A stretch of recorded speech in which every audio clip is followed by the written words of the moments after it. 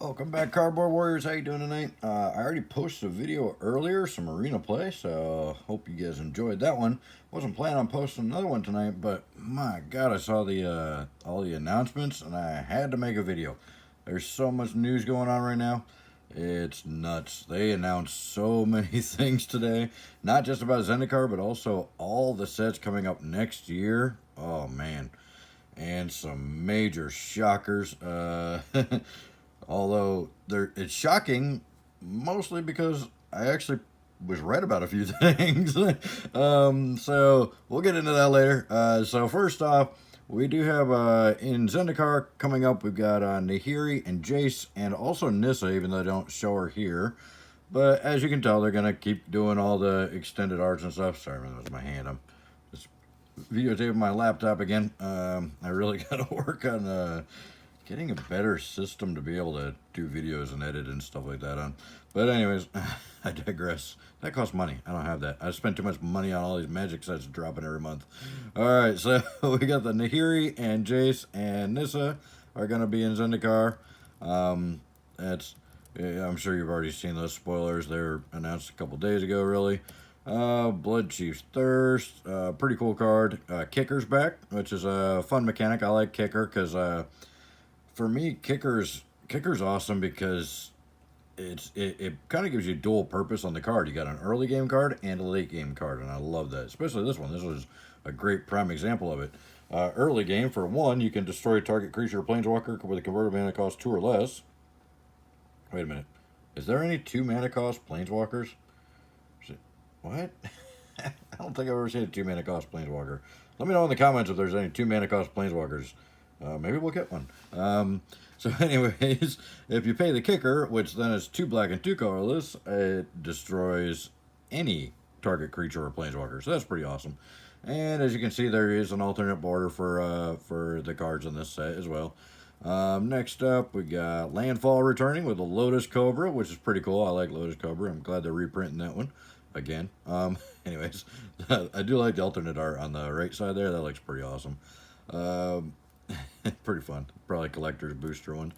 Alright, and then we got another Omnath who looks like he's going to be just as annoying as the other Omnath to play against. Or, depending on if you're playing the deck, probably just as fun. So, I do like the extended art on that one too. Looks really cool. Really colorful. Really bright, colorful card. And then some other card. I'm sure everybody, you've probably already seen spoiler videos on a lot of these. So, we won't get too much into that. There's some really good. It looks like they're gonna try to keep the Azorius Flyers decks going after a lot of the important cards cycle out here in 2 weeks. The new set's gonna have a bunch of good Azorius Flyers stuff in it. So the next big announcement was these flip cards. So what these do is it's either a land card that comes into play tapped and only gives you 1 mana of that color. It's kind of lame, but you can also cast it as a spell. So it's a spell or a land, which will help with mana lock, which is good because mana lock's becoming a big problem in Arena because the Arena Shuffler sucks now.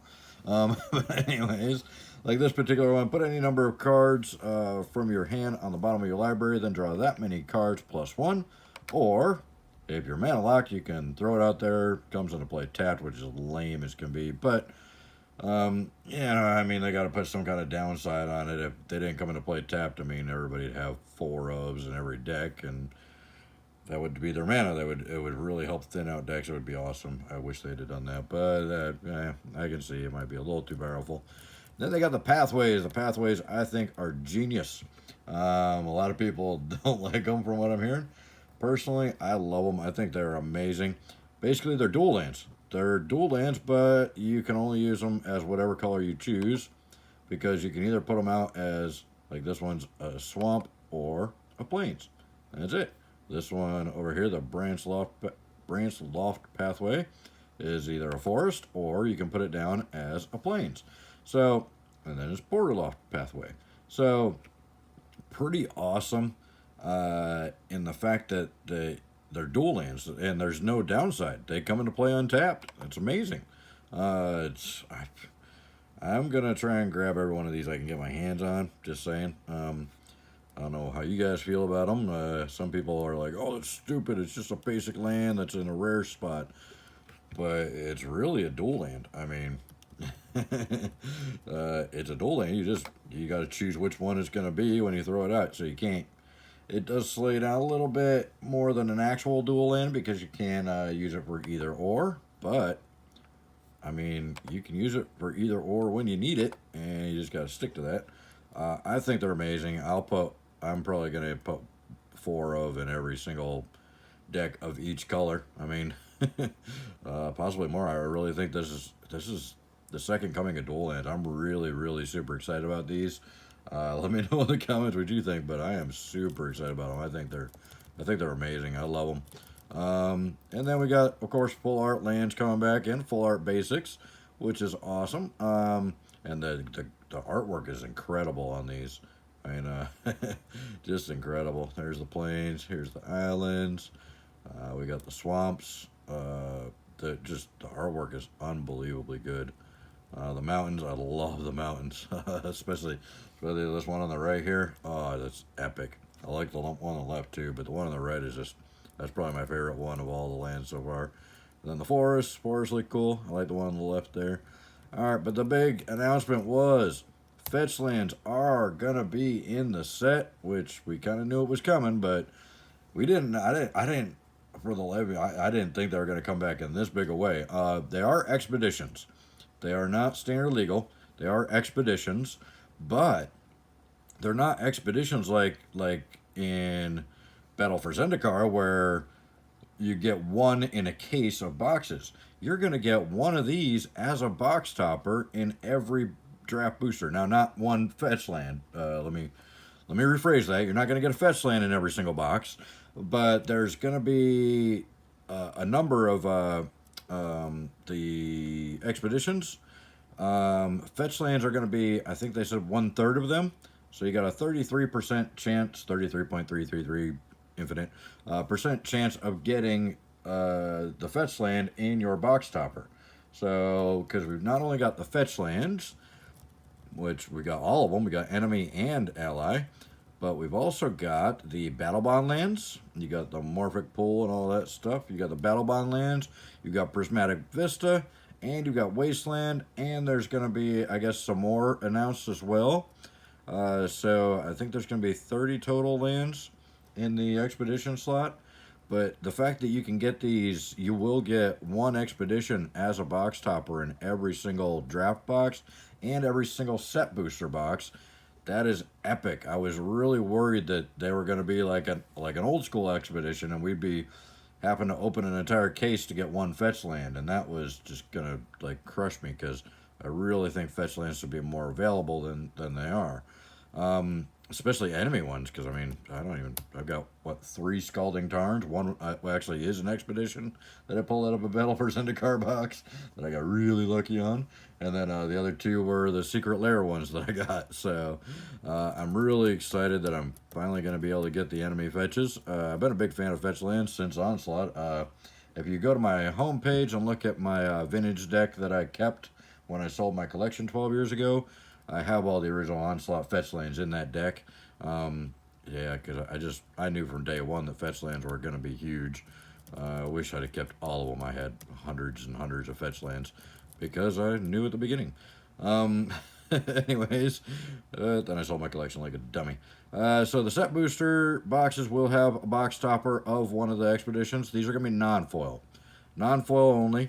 Just like Double Masters, the regular boxes are going to be all non-foil. But you will get a box topper expedition in each set booster box and every draft booster box.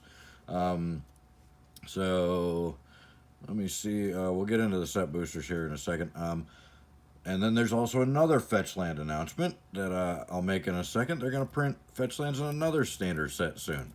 So let's talk about the set boosters a little bit.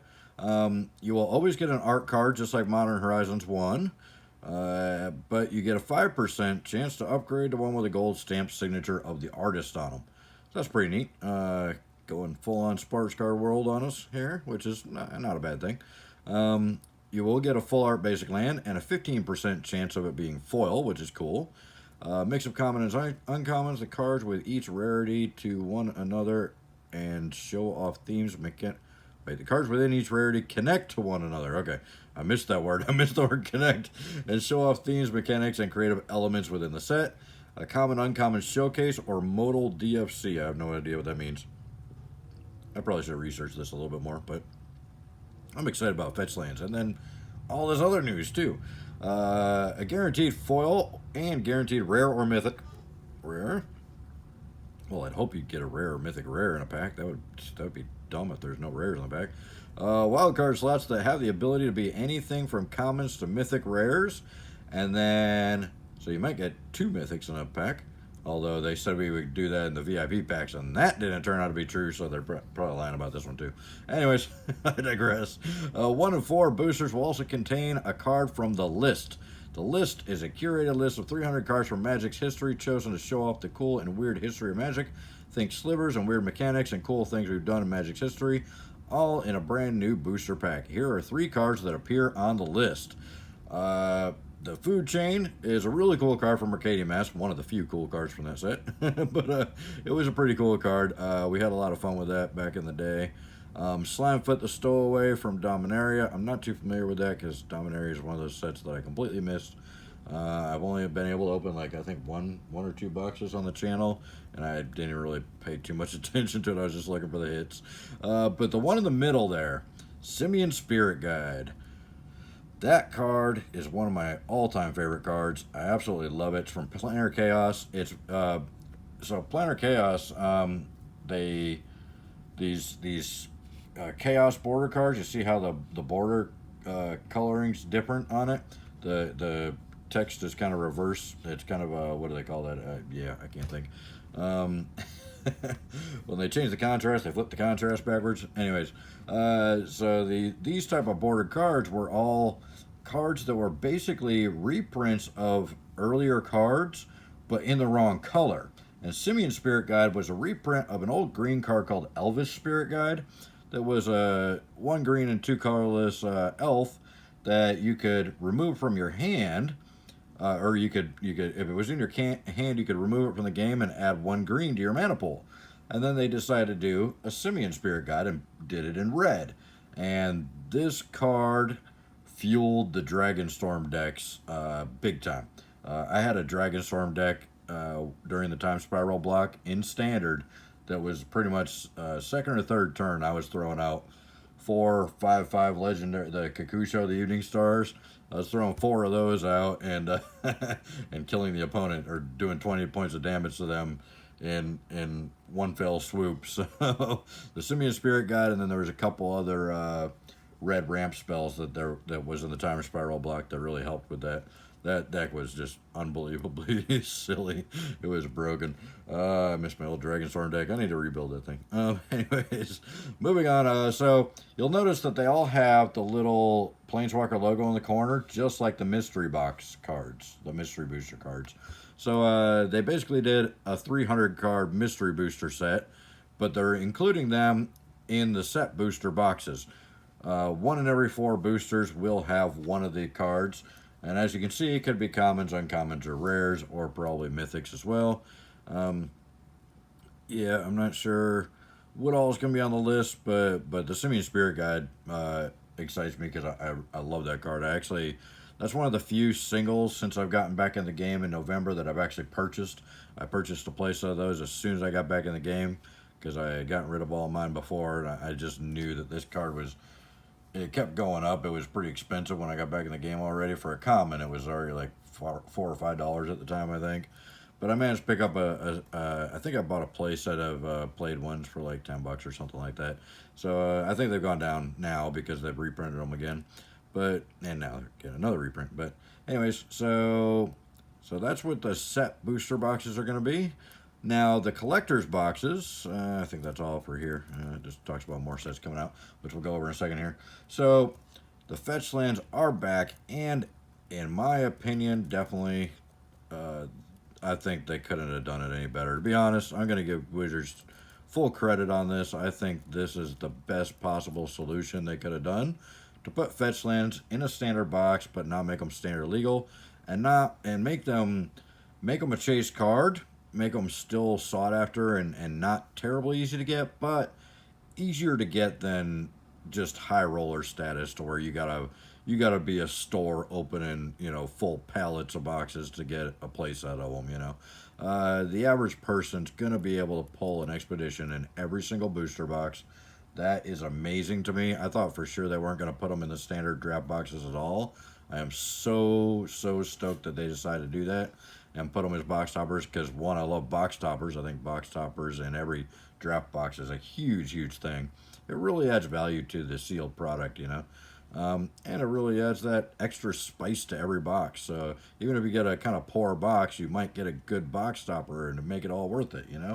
So I really love the fact they're doing box toppers. I think Ikoria was just such an epic set because it had a box topper and a standard set. Really disappointed that they put uncommon box toppers in there, but it's still it's still cool to get a box topper in every draft booster box. So the collector's boxes. The collector's boxes are going to have 2 box toppers, just like Double Masters, 2 of the non-foil expeditions in their own pack in every collector's box. Glad I pre-ordered some already. And then every box is also going to have, on average, of 2 of the expeditions within the 12 packs in foil. So you're actually going to get foil ones. So I guess I was right about the collector's boosters having the the expeditions in them. I don't know if they're going to be in the ancillary spot or not. I think that's probably where they're going to show up, is in the ancillary spot. So there will probably be commander cards in 5 out of 6 packs, and then one of these in foil in the 6th out of 6 pack in the ancillary spot. Because they said 2 out of every 12, so that means 1 out of every 6. If your math is on a kindergarten level like mine, then you could have figured that out. So, anyways, I'm so happy that they put the enemy and allied fetches. So there's the enemy fetches. Sculling Tarn, Misty Rainforest, Verdant Catacombs, Arid Mesa. Yeah. The Battlebound lands, those are going to be the one that everybody's going to... The Battlebound lands and then the Wasteland, everybody's going to be like, oh, man. But the Prismatic Vista is a good hit. So there's the Prismatic Vista, and there's the Fetchlands, and then whatever else they decide. I think a lot of people are thinking they're probably going to put the Fast Lands in there. But we'll see. See what happens with that. Okay, now the next big thing is they released all the information of all the standard sets coming out next year. Look at this list. Oh, I'm offset, aren't I? Let me put this where you can see it. All right, and I think I got to zoom in a little bit. Did I zoom out? There we go. All right, so now that I made it to where you guys can actually see it. So what do we got? We got in the first quarter next year, we're gonna have Kaldheim, which everybody's anticipating is probably going to be our kind of Norse themed set that everybody's been wanting. That is going to be pretty awesome. I'm looking forward to a Norse themed set. I think it'd be cool. Most likely they're going to have some type of snow-covered land in there. It might actually be like Ice Age Part 3, They might continue the Ice Age kind of thing. Ice Age is a weird set. When it came out, it was supposed to be its own standard. They told us before it was released, when they started spoiling it, that it was going to be the first standalone core set outside of the standard core sets. Because at the time it was revised was the core set. And when Ice Age came out, I think it cycled into 4th edition about that time. But what they were going to do was they said they were going to do, because originally Ice Age was supposed to be a completely standalone game. It was supposed to be a version of Magic that was all its own kind of standalone thing. And so they said that it was going to come out, and then it was going to have its own expansions alongside with the regular expansion sets. So it was kind of going to go like we get a new expansion set for the standard Magic game, and then we get a actual expansion set for Ice Age, and then an expansion set for the standard game, and then an expansion set for Ice Age, and then Ice Age would have kept rotating through it with new core sets of Ice Age type deal. It was going to be its own kind of whole theme, its own separate kind of set with expansions and stuff. and they kind of were supposed to do that. Alliances, I think, was supposed to be Ice Age's first expansion set, if I recall correctly. I don't know, that was 25 years ago. It's kind of hard to remember back then. But anyways, so Ice Age just ended up bombing terribly because they reprinted a couple cards in there, like Icy Manipulator, which was a card that was actually really super valuable at the time. It was like a $25 card, which was one of the most expensive cards in the game at the time. We're talking Black Lotus was only like $50 back then. So a $25 card, pretty expensive. So, anyways, I'm reflecting here. There we go. There we go. You're seeing my fan in the laptop. So, anyways, they decided. I don't know. I think because it was such a big flop, because a lot of people quit the game because they reprinted Icy Manipulator in there and tanked the value from $25 to $2.50 almost overnight. So, like the guy that got me into playing, he gave up, and he was huge. He was like the original Rudy back then. I mean, he had pallets of Alpha and Beta and Arabian Nights in his house. You go over to his house, and he would sell us like packs of Arabian Nights for like $5, which at the time, they were like $2 packs of cards when they came out. And we go, because he couldn't find them anymore. We go over to his house and he'd sell us packs for like $5 or $6 or whatever. And we get to bust open these original expansion sets, Arabian Nights and Antiquities and stuff. And but he was stockpiling Alpha and Beta sealed boxes and sealed starters and all that stuff way back then when the set was brand new. This was when Revised was the current set. So he full on quit the game. When they reprinted Icy, he was furious because that was actually his favorite card. So he blew up. He sold all his cards, bought a house. But that's how many cards he had back then. We're talking, boxes Alpha were only a couple $100 back then. So yeah, it was pretty crazy. But yeah, people were furious about Ice Age. So Ice Age bombed really hard. So I think they released alliances, but they kind of brushed it under the rug that it was supposed to be an expansion set for Ice Age. And they took out the snow-covered lands and stuff like that. But anyways, I'm not 100% familiar. I wasn't in the know with the company back then. But so Keldheim might be a new follow-up. Modern Horizons had the snow-covered kind of theme to it too. So this may be the newest kind of version of that. And then between Q1 and Q2, we've got Time Spiral Remastered. Now I'm hoping this is not just an arena expansion. I hope they actually do a paper version of Time Spiral somehow. Oops. And because I want more Time Spiral cards on paper, because that was one of my favorite sets by far. My favorite blocks to play in. I was playing real heavy at the time. I was doing the whole DCI tournament thing and all that at the time.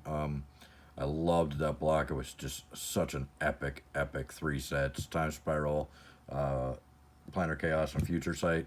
Those sets were just incredible to draft and incredible to play. Great decks in Standard at the time. It was right after Mirrodin block, which is also epic. And then the Kamigawa block was really good, but compared to all those, it was kind of, it was the kind of redheaded stepchild of the era. No offense to any redheads out there that are stepchildren. Anyway, so I hope they do that on paper and not just on arena. But I have a sneaking suspicion it might just be arena, or it might be a Masters set, is what some people are thinking.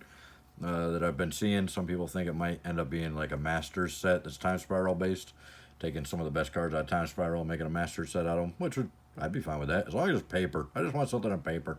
Anyways, I'm so sick of Arena. Arena's so terrible. Can't wait till we can go back to stores and play in paper again. Strixhaven, School of Mages is the next one.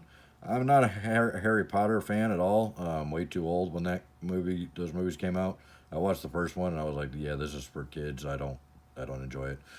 So that's probably more for the Harry Potter type fans. But we'll see what happens. I mean, the sets have been. They aren't kidding. They've been kind of fire lately. These sets, even the Core 21 is an amazing set, and it's a core set. The next up, Dungeons and Dragons: Adventures in the Forgotten Realms, the Magic the Gathering set. They are going to cross the set, or they're going to cross the games over for an actual Magic the Gathering set that's Dungeons and Dragons based. That one I'm kind of unsure of. I'm totally cool with them doing the crossovers, like the Godzilla thing in Ikoria I loved. But Dungeons and Dragons, man, that's so you know, Magic obviously was trying to be a playing card kind of version of Dungeons and Dragons. Obviously, we know where Garfield got the influence from, but he did a great job at it. I never really got into Dungeons and Dragons. I didn't have those types of friends when I was younger. I was a metalhead kid, so I didn't hang out with a lot of the kids that played Dungeons and Dragons and stuff. I heard about it, but I never ever once played a game of it. After I got into Magic, then obviously Dungeons and Dragons came out with their kind of card game trying to compete with Magic. And I think I bought a starter deck and tried to play it. And it was so convoluted and confusing. I was just like, yeah, I can't do this. And that game failed like right after that. I think they had a couple expansions and then it went under. Just couldn't compete with Magic. And it was just a clunky, difficult to understand game. So I'm not sure how I feel about that one. I know a lot of people are just like probably fainted when they saw that because they were so excited. So it'll be interesting to see. You know, Wizards of the Coast owns Dungeons and Dragons now because they failed so bad with the card game. I think they put themselves in financial destitution, and WotC scooped them up, I guess. I don't know. I'm not too sure about how all that unfolded. I just know that one day they were competing, the next day they owned them. Anyway, and then at the end of the year, Q4, we got Innistrad Werewolves and Innistrad Vampires. I'm sure they're going to change the names around before then, or maybe not. But it looks like we're going to get a double expansion. I don't know if they're going to drop at the same time or if they're going to cascade them. Hopefully they cascade them because dropping at the same time would be even more annoying than two sets in the same month like they've been doing this year. But anyways, so we're returned to Innistrad, which I like because I've been able to open a little bit of Innistrad, and I love the art style and all that. And then in between Q3 and Q4, they've got Modern Horizons 2. And I don't know if you guys watched the videos back then, but when we were all trying to figure out when they first announced they were going to reprint Fetchlands before the end of the year, when they came out with the Secret Lair Ultimate, the biggest hosing of all, they announced they were going to reprint Fetchlands again before the end of the year, and we were all speculating about what it was going to be. And this is before we knew about Zendikar, I think. I don't know that they talked about Zendikar, but we weren't really sure what was going to go on with that set. Yeah, there was no information at all. So I had speculated that because they said they weren't going to put them in a standard set, so nobody was expecting Zendikar because we didn't know about all the, craziness with the collector's boxes and how that was all going to unfold. I had speculated. Stop timing out. Speculated that they were going to put them in Modern Horizons 2 because we knew there was going to be an MH2 coming eventually. So I kind of thought they'd do Modern Horizons 2 at the end of this year and put the Fetchlands in there because it's not a standard legal set.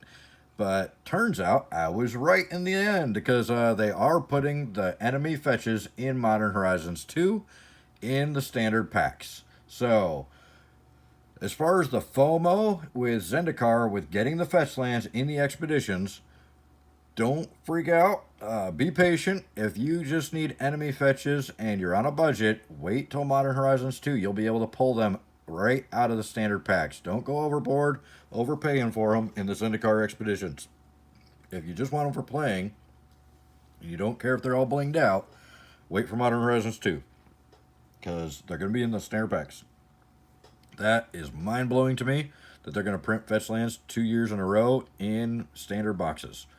I am utterly shocked. I didn't think they had the cojones to do it. So apparently they were just using the Secret Lair Ultimate just to cash in on the secondary market because they knew they were going to tank the prices of the enemy fetches. So, and they are, I mean, let's face it, let's be real here. 2 sets, 2 years in a row with Fetchlands in standard boxes. There's going to be a lot of Fetchlands out there now. So for the next 2 years, the prices on the Fetchlands are going to tank. It remains to be seen what they're going to do in 2022 and beyond as far as the Fetchlands. We don't know if they're going to start hating Fetchlands again, but they have confirmed that Modern Horizons 2 will have Fetchlands in standard packs, and we will get the Fetchlands in the expeditions in this pack here. Oh, they did announce 3 cards in the Time Spiral Remastered. Now, these look like they might be paper cards because they do have the Time Spiral logo tilted on them. And these are all original Time Spiral cards. Path to Exile, Chalice of the Void, and Relentless Rats. So, I'm hoping that it's more like a Time Spiral Masters set, and it's actually going to be in paper, and just not standard legal. Although it would be cool if they were standard legal, so I could actually put them in standard decks because I love Time Spiral. Such a great block. But anyways, so we are getting fetch lands not once but twice in standard booster boxes, which is mind-blowing to me. Let me know what you guys think in the comments. I know this video is stupid long. I wasn't planning on doing 2 tonight, but I had to get this out there because this is just such awesome news. Let me know in the comments what you guys think of everything, and if you're as shocked as me. I really appreciate you guys watching. Thank you so much. Check out some other videos while you're here. Check out the links in the description. There's a lot of stuff down there, including Zendikar pre-orders that are price protected, so jump on them before the craziness hits in the next couple days. I'm going to pre-order some more probably tonight before all the craziness starts going crazy. So anyways, hopefully you guys enjoyed the video and you found some of this useful as far as this knowledge I dropped on you. I'm sure you probably already knew a lot of it, but hopefully there's a couple things that I was able to enlighten you to that you didn't know before, and it was worth watching the video. Thank you guys so much. You guys have a great night, and we'll see you in the next one. Bye.